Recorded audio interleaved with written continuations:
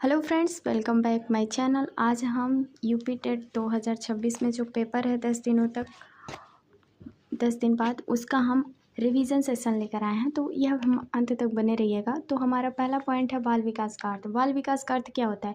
तो बाल विकास का अर्थ है कि बाल विकास मनोविज्ञान की वह शाखा है जिसमें गर्भाधान से लेकर किशोरावस्था की समाप्ति तक बालक व्यवहार, शारीरिक, मानसिक और संवेगात्मक सामाजिक परिवर्तनों का वैज्ञानिक अध्ययन किया जाता है। मुख्य उद्देश्य क्या है? बालक में स्वगीण विकास को समझना ताकि उन्हें सही शैक्षिक और मार्गदर्शन प्रदान किया जा सके। परिभाषा क्या? हॉलॉक कहते हैं कि बालक में मुख्यतः विकास बालक के व्यवहार, रुचि और लक्ष्यों में होने वाली विशिष्ट परिवर्तनों की खोज पर बल दिया जाता है जो उनकी एक विकासात्मक अवस्था को पूरी तरह जाने पर होता है। तो सेकेंड पॉइंट है हमारा विकास की महत्वपूर्ण अवस्था है। तो विकास की महत्वपूर्ण अवस्था पहला है शैशवावस्था। शैशवावस्था 5 से 6 वर्ष तक होती है तथा इसमें आप देखोगे कि जो तीव्र शारीरिक, मानसिक और विकास, जिज्ञासा की पावृत्ति, अनुकरण द्वारा सीखना, और बाल्यावस्था 6 से 12 वर्ष की तार्किक चिंतन का उदय, विद्यालय जीवन की शुरुआत, समूह भावना, गैंग एज जिसे कहते हैं। किशोरावस्था 12 से 18 वर्ष, तीव्र शारीरिक परिवर्तन, अमूर्त चिंतन, तनाव एवं तूफान अवस्था होती है किशोरावस्था। स्टैनली हॉल ने क्या कहा था? नेक्स्ट पॉइंट है फ्रेंड, इसमें बाल विकास के आधार पर कुछ प्रभावित होने वाले कारक। तो हमारे पहले पॉइंट है कि बालक का विकास 2 मुख्य कारकों के अंतःक्रिया का परिणाम है। पहला होता है वंशानुक्रम यानी कि हेरिडिटी। बालक को जन्मजात प्राप्त शारीरिक और मानसिक क्षमताएं होती हैं। वातावरण यानी कि इन्वायरमेंट, बालक का परिवार, समाज, विद्यालय और आसपास की परिस्थितियाँ।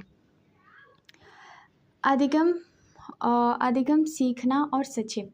तो अधिगम एक निरंतर चलने वाली प्रक्रिया है जिसके व्यवहार यानी जिसके माध्यम से व्यवहार में परिवर्तन आता है। और ये बहुत इंपॉर्टेंट पॉइंट है। थर्नडाइक के अनुसार यानी थर्नडाइक के नियम क्या है? तत्परता का नियम, अभ्यास का नियम, प्रभाव का नियम। प्रमुख सिद्धांत क्या है? पार्लोव ने दिया था कि अनुकूलित अनुक्रिया यानी क्लासिकल कंडीशनिंग। स्किनर ने कहा था कि क्रिया प्रसूत अनुबंधन। कोलहर ने कहा था कि सूक्ष्म और अंतः दृष्टि का सिद्धांत। पियाजे ने कहा था संज्ञानात्मक विकास 4 अवस्थाएं होती हैं: संवेदी, गामन और सक्रियात्मक, मूर्त, सक्रियात्मक, औपचारिक, सक्रियात्मक। नेक्स्ट पॉइंट है फ्रेंड्स, इम्पोर्टेंट पॉइंट्स एग्जाम के लिए, जैसे कि विकास बनाम वृद्धि यानी कि विकास बनाम वृद्धि क्या है? तो विकास बनाम वृद्धि का अर्थ होता है कि शारीरिक संरचना, मात्रात्मक और बदलाव, जबकि विकास में मात्रात्मक और गुणात्मक, मानसिक, सामाजिक और संवेगात्मक दोनों परिवर्तन शामिल हैं। व्यक्तित्व क्या? मैं इसमें इंडिविजुअल डिफरेंसेस को समझे तो ये बहुत इंपॉर्टेंट पॉइंट्स है। शिक्षण विधियाँ, आगमन और निगमन विधि, सूक्ष्म शिक्षण और समावेशी शिक्षक, इसके अर्थ भी होते हैं। जैसे पहला पॉइंट है हमारा बाल विकास का आवश्यकता, यानी कि बाल विकास की आवश्यकता क्या होती है? तो बाल विकास की आवश्यकता को देखते हुए देखें तो मनोविज्ञान यानी शिक्षा, मनोविज्ञान और बालक यानी बाल विकास की आवश्यकता निम्नलिखित कारणों में होती है। पहला पॉइंट होता है कि बालक को समझाना, यानी बालक को समझाना। प्रत्येक बालक की क्षमता, रुचि, बुद्धि अलग होती है। बाल विकास का अध्ययन शिक्षक को यह समझाने में मदद करता है कि बालक क्यों और कैसे व्यवहार करता है। उचित शिक्षण विधियों का चयन यानी विकास के स्तर के अनुसार ही शिक्षण पद्धति जैसे खेल विधि, प्रोजेक्ट विधि का चयन किया जा सकता है।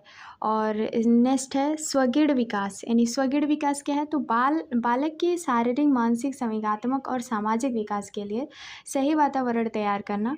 अनुशासन में सुधार, यानी कि बाल विकास के अध्ययन में शिक्षक दंडात्मक अनुशासन के बजाय प्रेरणात्मक अनुशासन का उपयोग करना सीखते हैं।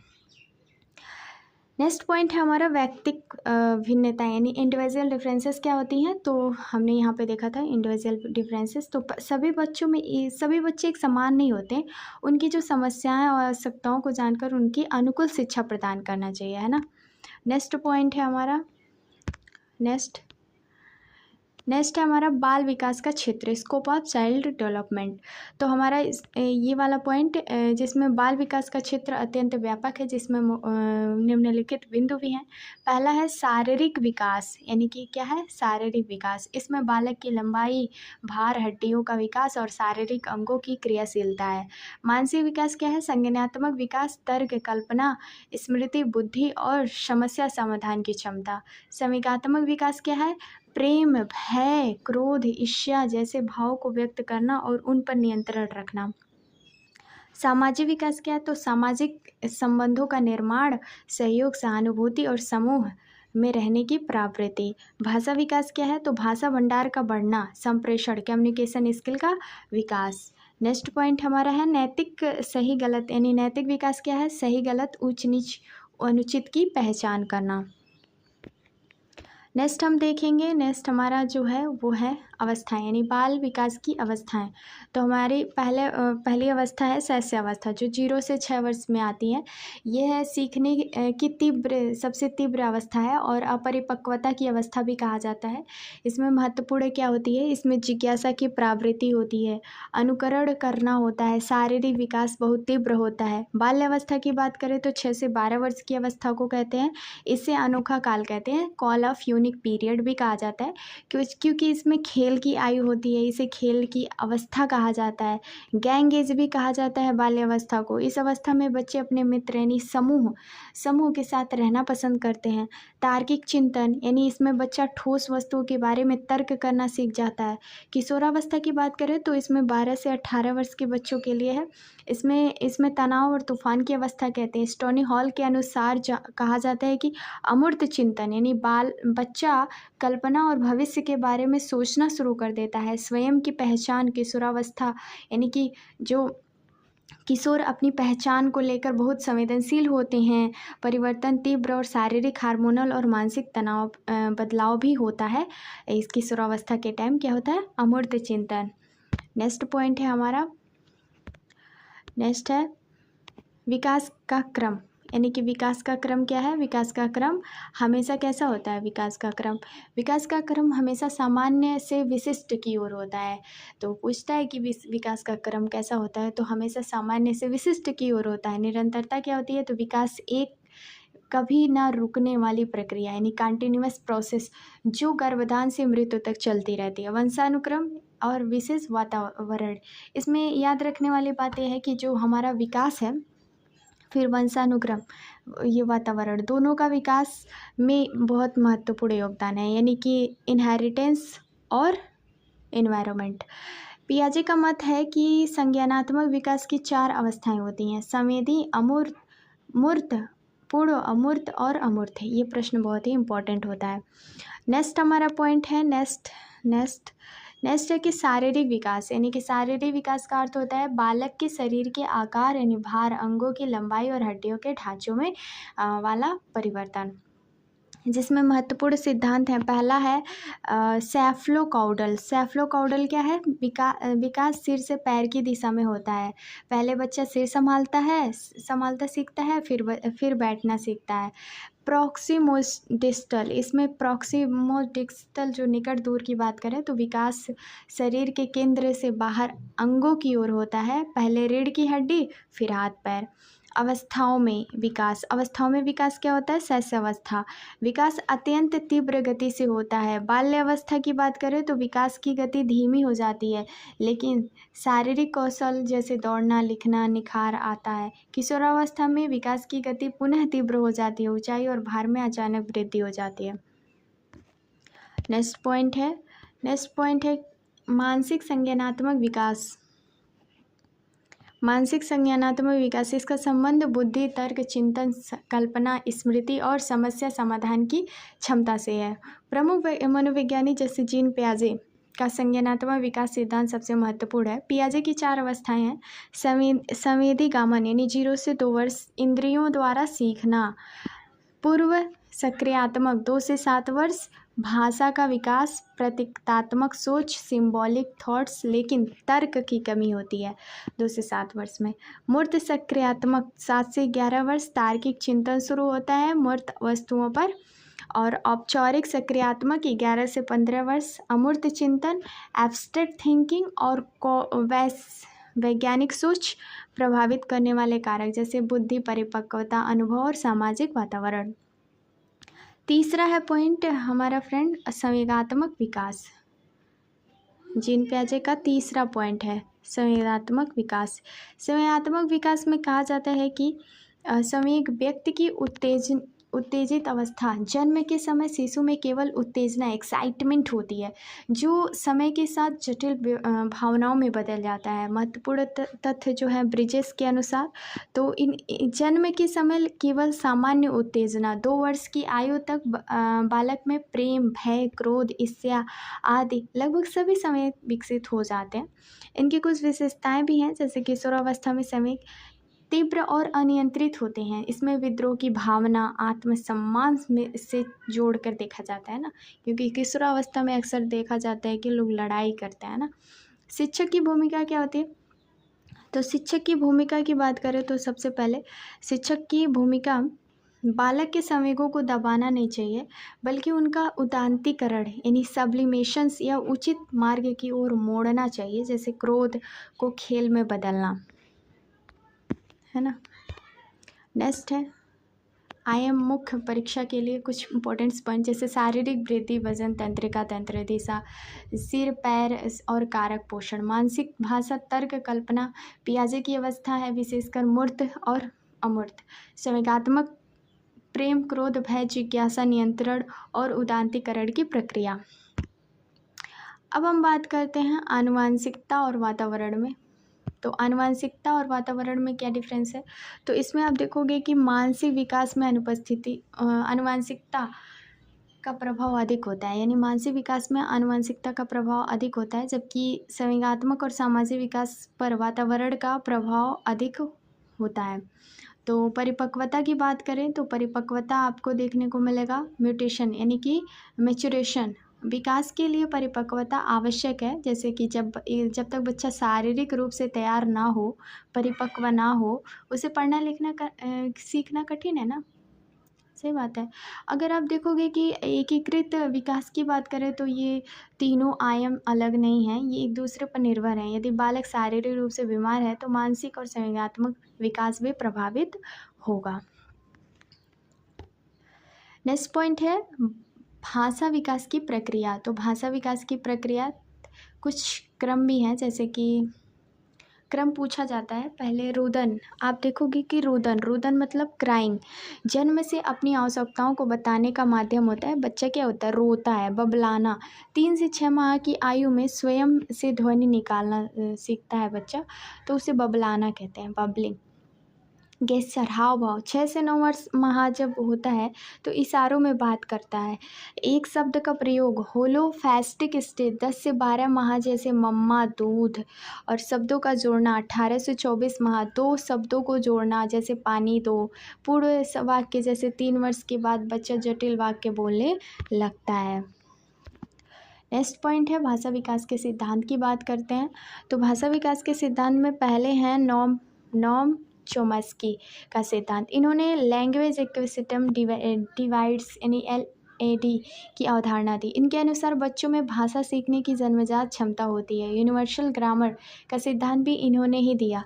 लेव वाइगोस्की का मानना है कि भाषा सामाजिक अंतःक्रिया से आती है, यानी सोशल इंटरेक्शन से आती है।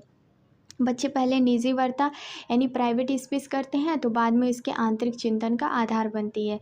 और जीन पियाजे का मानना है कि पहले विचार आता है फिर भाषा आती है। देखो, वाइगोस्की कहते हैं कि पहले भाषा और सामाजिक अंतःक्रिया है, यानी भाषा क्या है? सामाजिक अंतःक्रिया है। लेकिन जीन पियाजे क्या कहते हैं? जीन पियाजे कहते हैं पहले विचार आता है फिर भाषा विकसित होती है। वे अकेंद्रित भाषा पर जोर देते हैं। नेक्स्ट पॉइंट है भाषा विकास को प्रभावित करने वाले कारक, यानी कि भाषा विकास को प्रभावित करने वाले कारक हैं स्वास्थ्य। शारीरिक रूप से स्वस्थ बालक का विकास बेहतर होता है, यानी कि स्वस्थ शरीर जो होता है वो स्वस्थ बालक का विकास करता है। इंटेलिजेंस, बुद्धिमान, उच्च बुद्धि वाले बालकों का यानी बालकों में भाषा का विकास जल्दी होता है। सामाजिक आर्थिक स्तर यानी कि समृद्धि वातावरण में रहने वाले बच्चों का जो शब्द भंडार होता है वो अधिक होता है। जेंडर लिंग की बात करें तो शोध बताते हैं कि लड़कियों की जो भाषा है लड़कों की तुलना में थोड़ा जल्दी शुरू हो जाता है। और प्रेरणा और अभ्यास की बात करें तो बच्चे को बोलने के लिए अवसर मिलने पर उसका भाषा विकसित यानी तेज़ी से विकसित हो जाता है। नेक्स्ट पॉइंट कह रहा है कि बालक यानी शिक्षक के लिए महत्वपूर्ण टिप्स जैसे वातावरण कक्षा में समृद्ध भाषाई परिवेश रिच लॉजिस्टिक इन्वायरमेंट प्रदान करना चाहिए। सुनना और बोलना भाषा सीखने का क्रम सुनना, बोलना, पढ़ना, लिखना होता है। और त्रुटियों का महत्व यानी बच्चों द्वारा भाषा में की गई गलतियाँ सीखने की प्रक्रिया का हिस्सा, ऐसे में उन्हें हतोत्साहित नहीं करना चाहिए। मातृभाषा प्रारंभिक शिक्षा हमेशा मातृभाषा में होनी चाहिए। भाषा अर्जन यह एक प्राकृतिक प्रक्रिया है। बच्चा इसे बिना प्रयास के अनजाने में से सीखता है। भाषा अधिगम यह एक सचेत और औपचारिक प्रक्रिया है, जैसे स्कूल में व्याकरण सीखना। और लास्ट है आपका संज्ञानात्मक विकास से संबंध यानी कि भाषा विकास बच्चों की सोचने की तर्क शक्ति। नेक्स्ट है अभिव्यक्ति के प्रकार। अभिव्यक्ति मुख्यतः दो प्रकार की होती है। पहली होती है मौखिक अभिव्यक्ति ओरल एक्सप्रेशंस, जिसमें आपको देखने को मिलेगा कि बोलकर विचारों को व्यक्त करना, जैसे बातचीत और वाद विवाद, भाषण, कहानी सुनना। लिखित अभिव्यक्ति यानी लिख कर विचारों को व्यक्त करना, जैसे पत्र लेखन, निबंध लेखन, डायरी। अभिव्यक्ति क्षमता को प्रभावित करने वाले कारक।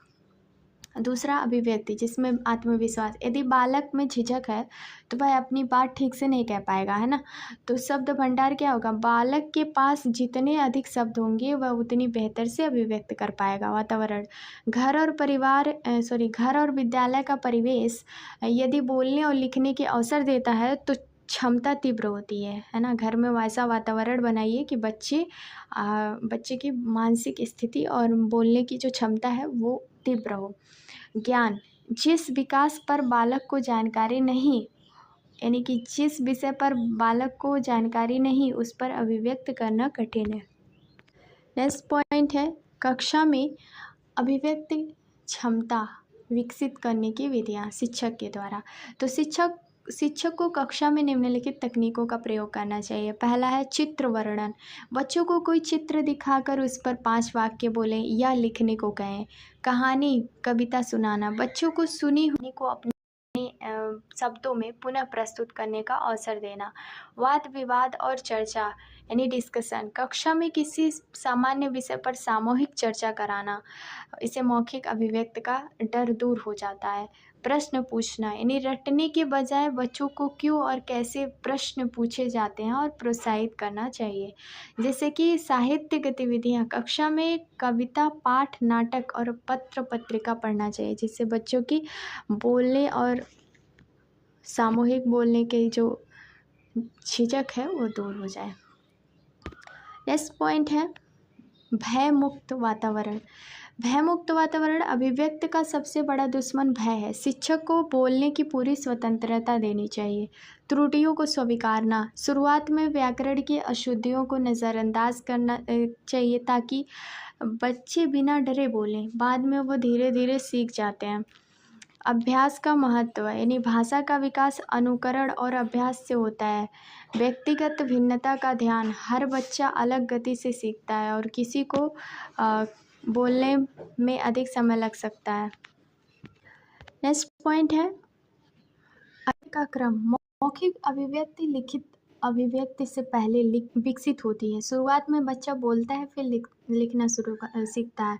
सृजनात्मकता यानी अभिव्यक्ति केवल सूचना देना नहीं बल्कि मौलिक विचारों को प्रकट करना भी है।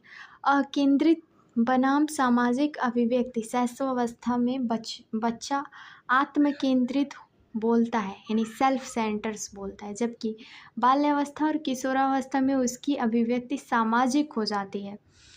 अभिव्यक्ति क्षमता विकसित करने में सबसे बड़ी बाधा क्या है? तो आंसर होगा आत्मविश्वास की कमी और भय। नेक्स्ट है सृजनात्मकता का अर्थ, मीनिंग ऑफ क्रिएटिविटी। इसमें सृजनात्मकता का अर्थ होता है कि कुछ नया और मौलिक करना। यह केवल कला और साहित्य तक सीमित नहीं है, बल्कि समस्या समाधान का एक नया तरीका खोजने में भी निहित है। परिभाषा, जेम्स ड्रेवर के अनुसार सृजनात्मकता मुख्य रूप से नवीन रचना या उत्पादन में निहित होती है। प्रमुख विशेषता क्या है? इसमें अपसारी यानी डाइवर्जेंट थिंकिंग का प्रयोग होता है, जहाँ एक समस्या के कई समाधान खोजे जाते हैं। सृजनात्मकता के 4 चरण होते हैं। वालेस के अनुसार तैयारी, प्रिपरेशन, समस्या को समझना और संबंधित जानकारी एकत्र करना। उद्वन यानी इनक्यूबेशंस, समस्या पर काम करना बंद कर देना, चेतन मन से हटकर अचेतन मन में विचार करना। और प्रकाशन, इल्यूमिनेशंस, अचानक समाधान का मिल जाना, जिसे यूरेका मोमेंट कहते हैं। सत्यापन, वेरिफिकेशंस, यह देखना कि खोजा गया समाधान सही है या नहीं। सृजनात्मकता के तत्व क्या होते हैं? तो एक सृजनात्मक बालक के गुण अनिवार्य हैं। जैसे पहला होता है फ्लुएंसी यानी प्रवाह, कम समय में अधिक विचारों को उत्पन्न करना। विविधता यानी फ्लेक्सिबिलिटी, सोचने के तरीकों को अलग अलग दिशा में मोड़ना। मौलिकता, ओरिजिनलिटी, ऐसी विचार को गहराई तक ले जाना और उसका विस्तार करना, उसको हम कहते हैं इलैबोरेशन। नेक्स्ट पॉइंट है सृजनात्मकता का विकास। एक शिक्षक के रूप में कक्षा में सृजनात्मकता बढ़ाने के तरीके क्या क्या हो सकते हैं? तो वो होते हैं मुक्त वातावरण, यानी बच्चों को बिना डरे अपने विचार रखने की पूरी आज़ादी देना। मस्तिष्क उद्देश्य यानी ब्रेन स्टॉर्मिंग, एक समस्या पर समूह में विचार विमर्श करना और अधिक से अधिक सुझाव एकत्र करना। जिज्ञासा को प्रोत्साहन करना, यानी बच्चों के अनोखे सवालों को नज़रअंदाज न करना बल्कि उनका स्वागत करना। विविध अनुभवों के अवसर, यानी बच्चों को खेल, कला, विज्ञान और भ्रमण के माध्यम से व्यवहारिक ज्ञान देना। गतिविधि, गलतियों की स्वीकृति, सृजनात्मकता के लिए जोखिम उठाना जरूरी है। असफलता को सीखने की प्रक्रिया मानना। नेक्स्ट है बुद्धि और सृजनात्मकता। बुद्धि और सृजनात्मकता के बीच धनात्मक संबंध होता है, लेकिन यह जरूरी नहीं कि उच्च बुद्धि वाला बालक हमेशा अत्यधिक सृजनात्मक ही हो, है ना।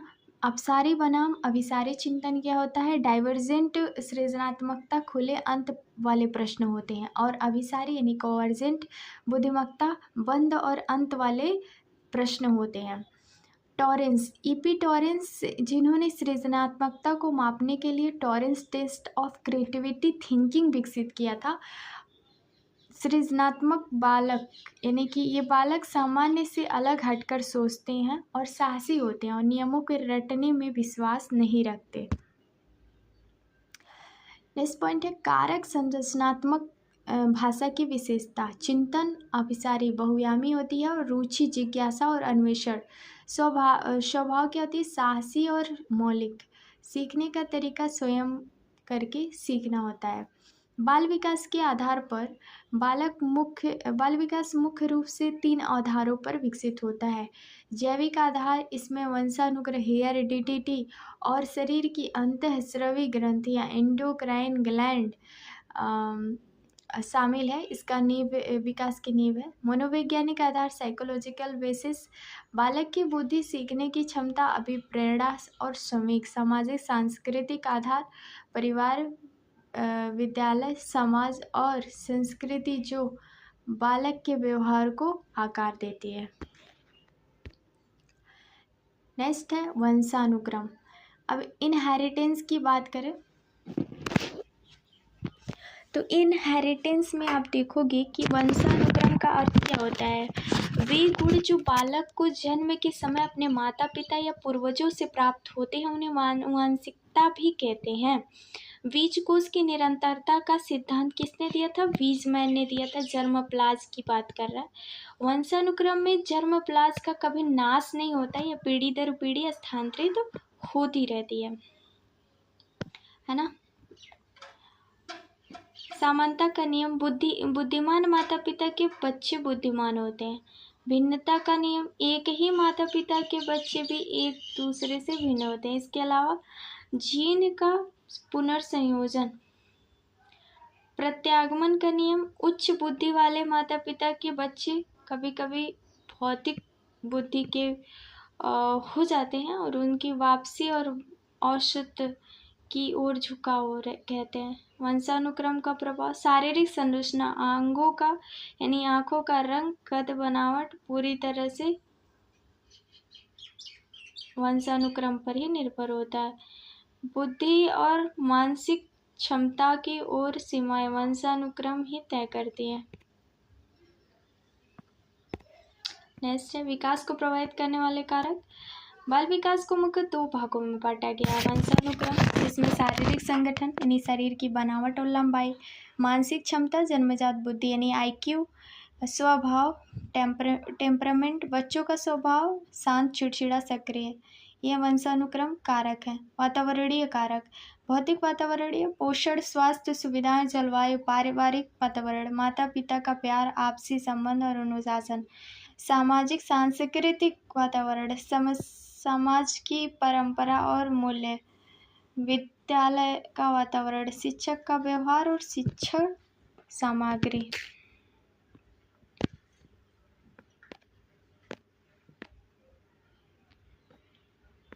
ये ना नेक्स्ट है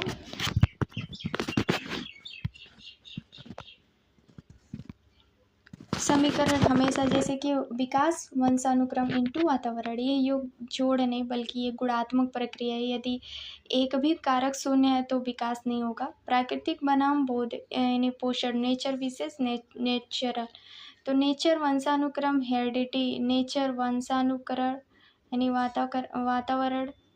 एक प्रश्न पूछा जाता है कि विकास किसका परिणाम है? दोनों की अंतःक्रिया का। गैसेल का मत है कि उन्होंने परिपक्वता को वंशानुक्रम का एक हिस्सा माना। बुद्धि का प्रभाव, बुद्धि के विकास वंशानुक्रम में का योगदान अधिक है, लेकिन उसे सक्रिय करने के लिए वातावरण अनिवार्य। सच, जैसे कि यदि प्रश्न है बच्चा क्या बनेगा, तो उत्तर वातावरण नेचुरल है। बच्चा क्या हो सकता है? पोटेंशियल, ये वंशानुक्रम नेचर है। नेक्स्ट है पारिवारिक वातावरण यानी परिवार बालक की प्रथम पाठशाला है और यहाँ विकास का स्वरूप सबसे गहरा होता है। माता पिता के संबंध, प्रेमपूर्ण वातावरण बालक में सुरक्षा की भावना भरता है, और जबकि कलहपूर्ण वातावरण बच्चे को असमायोजित बना सकता है। पालन पोषण की शैलियाँ यानी अधिकारवादी, अगर यहाँ पे देखें तो सख्त अनुशासन, बच्चे में डर और विद्रोह, लोकतांत्रिक, लचीलापन और संवाद, बच्चे में आत्मविश्वास और रचनात्मकता का विकास, उपेक्षापूर्ण, बच्चे में हीन भावना का विकास। आर्थिक स्थिति, घर की स्थिति शिक्षा के अवसरों और पोषण को सीधे परिवर्तित करती है। सामाजिक वातावरण, बालक के विकास और समाज का प्रभाव बाल्यावस्था से शुरू हो जाता है। पड़ोस और मित्र मंडली, खेल के मैदान में बच्चा सहयोग, प्रतिस्पर्धा, नेतृत्व जैसे सामाजिक गुण सीखता है। सांस्कृतिक मूल्य, समाज की परंपरा और मान्यता बच्चे के नैतिक विकास का आधार मानती है। सामाजिक भूमिका, समाज ही सिखाता है कि बालक को अपनी आयु, लिंग और स्थिति के अनुसार कैसा व्यवहार करना चाहिए। विद्यालयी वातावरण, विद्यालय औपचारिक शिक्षा का केंद्र है जो बालक को मानसिक सामाजिक विकास को व्यवस्थित करता है। शिक्षक का व्यक्तित्व, शिक्षक का व्यवहार एक रोल मॉडल के रूप में कार्य करता है। शिक्षक का प्रोत्साहन बच्चे की सीखने की गति को 10 गुना बढ़ा देता है ना, बढ़ा देता है। और सकारात्मक प्रभाव, ज्ञान का भंडार, दुनिया की जानकारी और नई तकनीक में परिचय। नकारात्मक प्रभाव और हिंसक व्यवहार, हिंसक फिल्में और गेम देखने में बच्चों को आक्रामकता बढ़ जाती है, इसलिए कहते हैं बच्चों को टीवी और मोबाइल से दूर रखो।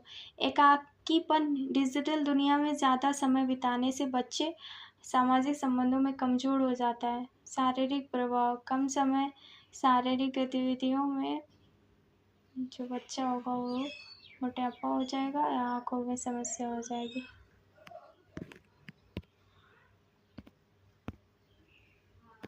सामाजिक अधिगम सिद्धांत, ये सिद्धांत बताता है कि यानी एल्बर्ट बोंड्रा, ये सिद्धांत बताता है कि बच्चे समाज और संचार माध्यमों को देखकर व्यवहार सीखते हैं।